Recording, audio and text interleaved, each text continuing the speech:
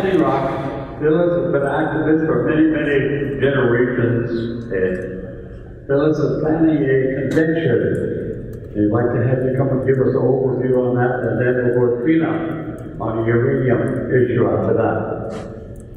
And these are all really important issues for us to discuss. And get the information now and take it back to our tribes and lobby our tribal councils to get some legislation going against the law team, stand together.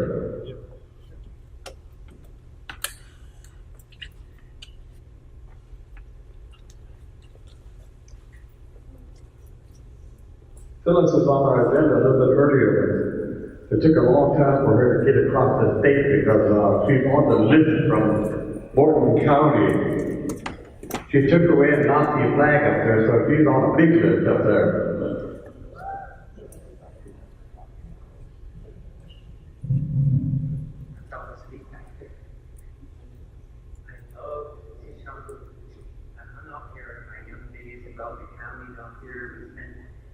Weeks in different hamlets, and I have 5 top family here, so I love it here, and I'm always excited to come here. I apologize because I had a funeral in our family yesterday, and when I'm 70, it's a toll when you have to be on your feet all day and eat and do all those good things, and I'll be real honest. Totally exhausted and fell asleep and forgot where I was. So, to pay wish they could pictures of it. And I'm not doing much. Now, you need to feel I lived all my life on the Missouri River, 107 miles of shoreline, and drank the water there as a child, and I have a beautiful life story, life struggle. But I wanted to just address, I came here with some information for a treaty convention. And I'm very privileged to be alive to be a witness of our history for the last 50 years and being involved in it. And seeing what has transpired over time. And one of those historic figures is named Hank Adams. And I'm very privileged to have him orate and talk to me on the phone. There are several times when my phone died, but I think that's critical information and history that he provided for us in his lifetime.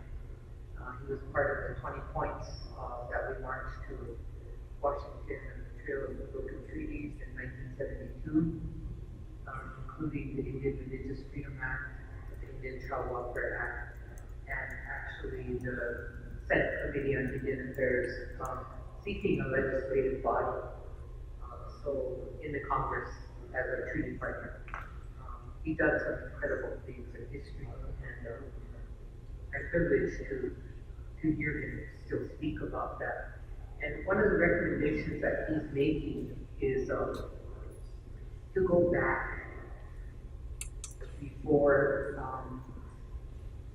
the actual treaty of 1868 and 1851, and to examine the formulation and developments of the treaty, how they came about in the building of the Constitution of the United States. We were very much a part of that, forming Article 3, which guarantees the protection of the taxation. And if you go back to the 1700s and examine the developments, you'll understand where we are and where we can go from here. So, long story short, I'd like for some time tomorrow to address the Constitutional Treaty Convention that we are proposing to bring in some constitutional law experts and a lot of Oceti Sakowin membership who know our history. I'm an old radical,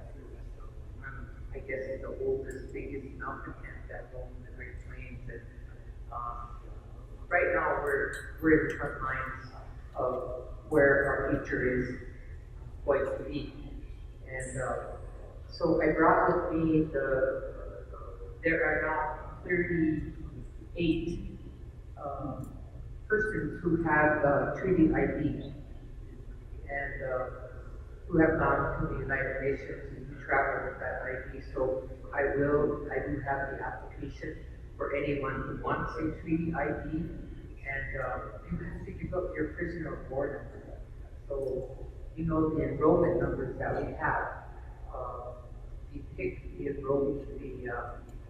prisoner of war camp, standing up is 302, and my prisoner of war number is 10258. So I'll look that up. I wanted to be number 2 when the chairman was getting his ID, and when I went to get it, I was number 39. So there's 38 patriots that jumped ahead. So I'm really excited about it. We need to go there. We need to have our own identification process and cast off the prisoner of war status that President Obama helped us to throw off. And so we're going to go to hunting licenses under treaty, and we're going to go fishing. We have a copy of Russell Means' Fishing in Pactola. We have, that's a historic document. So he'll always be number 1 for that license. And then we already have some who have car driving licenses. And I think that might be important because we're recommending that you get an international insurance holder that can cover your driving in this country or international. The issue of the court is the driver's license plate, which was a state. So we're going to have to come up with some magic actions that we can take to create those license plates. It's exciting time, exciting for the young people. I truly believe, and I witnessed Oceti Sakowin in Sacred Stone. And what happened at Standing Rock has given me enough give and vigor to develop my life and see what our children can build for themselves, truly, in the words of City Folk. So I have actual documents. I have the treaty protected reasons why we fought hard the way we did at Standing Rock, and we will open up to all of the patriots who stood in line with us. And we still look forward as a treaty body. I'm excited about accepting the international provisions of the Vienna Convention to apply to the 1868 and 1851 treaty. We have 33 treaties. I got one copy of all of them, and I am having them published so that every child, every student that we have can look at those. And they're from 1805 at Fort Sandusky, Ohio. And if we go into the pre-treaty days of development of the Constitution, we look at the Northwest Ordinance and the history of Little Bighorn. What happened at Little Bighorn was we stopped the expansion of the United States. They were moving aggressively to round up the Great Plains people. We were all going to be, the next step was going to all be shipped to the Southwest. And so we need to show that history and what occurred. We stopped the expansion of the West by stopping the cavalry, the 7th Cavalry at the North, the Greasy Grass. So it was a significant history that we have that our children need to know. And look at the big picture. But I'm real excited about the future, on what we have ourselves, our language, our culture, our value systems, our kinship rules, the protocols of how you treat your own family. And so I think in Oceti Sakowin we have 4 bands who are non-IRA, we have 4 who are IRA. At Spangler, we have had a referendum since 2000 to go with traditional government. And the first step is to rebuild Kiwahe, so that we all have to be mindful of ourselves as mothers and fathers and our children before we can move to Hiroshima. We have 20 steps. And Russell Means helped to develop these based on the traditional chiefs and their knowledge. So we took that with us to Washington, D.C. in 2007. So we will be making public documents. We're very literate at this stage of the game, and our children are as well in education.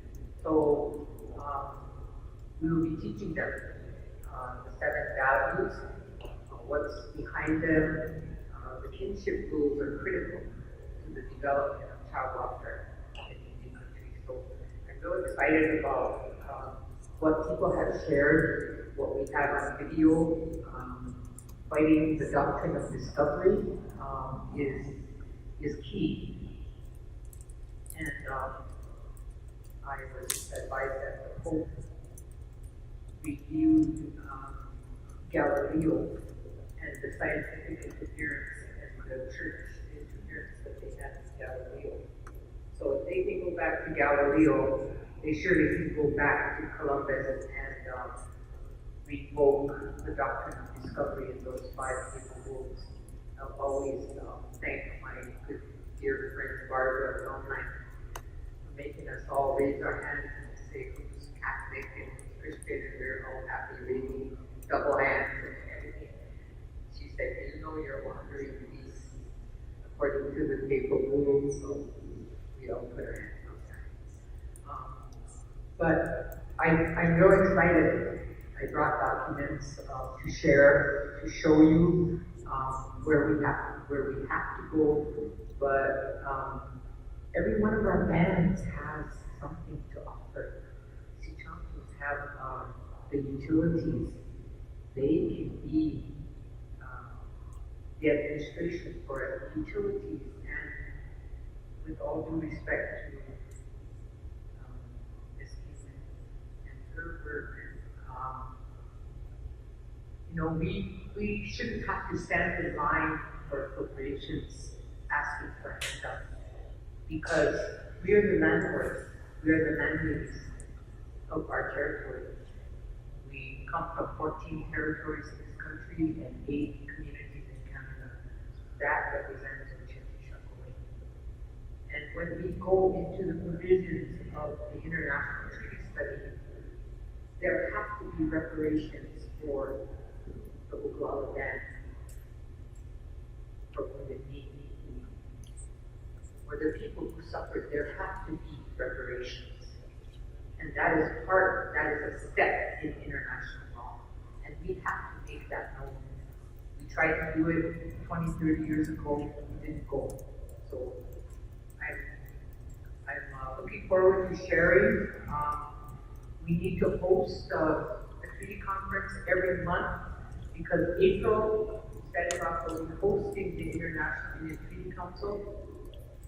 But we will be hosting it at Fort Laramie, because that's the 150th anniversary, April of 2018. So hopefully we'll be having the anniversary there in conjunction with the International Indian Treaty Council. I've been petitioning them for 5 years. They were supposed to come here in 13 and 14. They're going to host it in 18 and 19. So now is our time to put forth our documents. We have the 3 treaty people who have a different status. One who believes totally independently that he is strictly Dakota. He has relinquished his membership. his American citizenship, his Social Security benefits, and he has his treaty ID. He's the expert. So we'll be bringing him into our meetings.